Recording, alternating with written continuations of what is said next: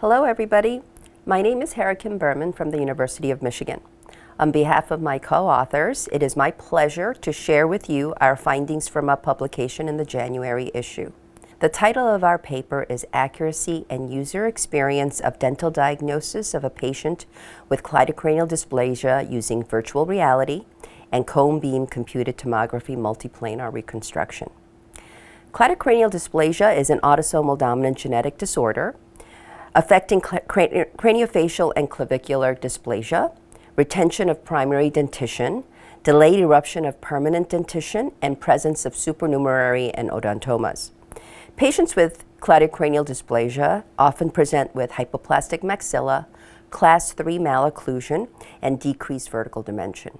CBCT is an important clinical imaging tool for dental diagnosis and treatment planning of complex craniofacial conditions.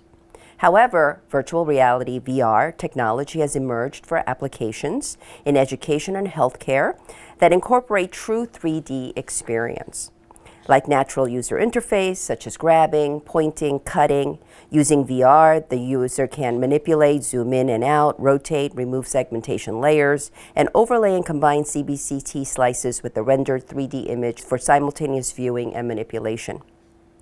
The purpose of this study was to determine for novice clinicians if VR displays improve the accuracy in dental diagnosis compared to using basic CBCT multiplanar reconstruction views for a patient with cleidocranial dysplasia. We also looked at user experience in workload demand, sense of control, engagement while doing the task. For our methods, 43rd and 4th year dental students were randomly and equally assigned to either VR or multiplanar MP groups. The participants were asked to identify all teeth present using their respective softwares. We also asked the participants on their user experience. So what did we find? Well, the study showed that for novice clinicians, VR application may offer an improved method of dental diagnosis of a patient with cleidocranial dysplasia.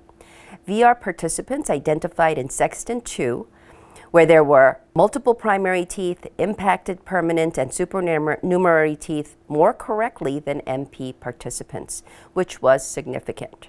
VR also lessened the workload and mental demand for dental diagnosis, and VR offered the user more control and sensory elements for increased engagement and sense of presence.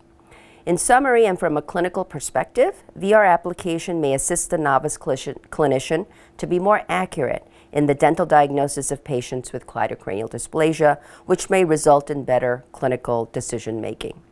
We continue to investigate the use of extended reality technology in surgical simulation and other clinical application and in dental education. Thank you very much for your attention.